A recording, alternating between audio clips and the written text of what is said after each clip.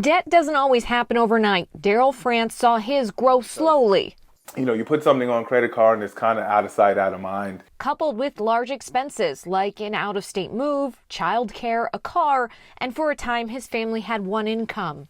I'm literally just paying enough, to pay the limit, and that would be kind of my balance until the next month when the interest hit, right? So just seeing how it was compounding and the time that it would take with me paying the minimum to pay it off just kind of started to get stressful. His debt grew to around $25,000, and that's when he realized he needed help. I didn't want to take on another loan in order to pay back. I just didn't see like that would be, the smart way to go about it. He knew about debt consolidation. He was still making payments, didn't yet qualify for debt settlement, so he looked into debt management. We walk every consumer through a financial analysis. We establish a budget. That's something that a lot of folks haven't done before, to understand what's coming in, what's going out. And then we take a look at assets, expenses, income, creditors, who you owe, how much you owe, what the status of the debt is. And then we can determine if you might be a good fit for a debt management plan and what your creditors will do as far as an interest rate reduction goes. Money Management International, a nonprofit debt counseling agency, negotiated Darryl's 25% interest rates to just under 6%. And in roughly 4 years, he paid off his 6 credit cards.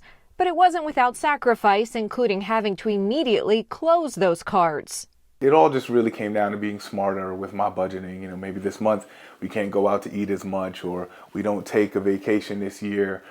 Just making small sacrifices here and there for the greater good. What did this service cost? Darryl paid a small monthly fee. Every payment I make, there's a $40 fee that goes to MMI for their processing and, providing the service, which I found more than reasonable, considering the heavy interest charges that I was paying on each card, right? That was a drop in the bucket comparatively. Thomas said this option isn't for everyone, but it can be a lifeline to those in need of expert advice. A few years ago, the average consumer came to us with about $20,000 in unsecured debt, and that number is now closer to $30,000.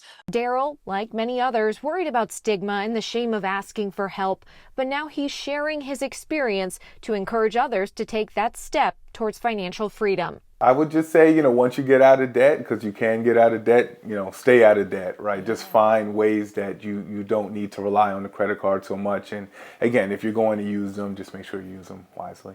I hope you enjoyed that Matter for Mallory. To watch more Matter for Mallory stories, click the box in the corner and be sure to tap that circle and subscribe to WMAR 2 News for quick access to great content posted every day.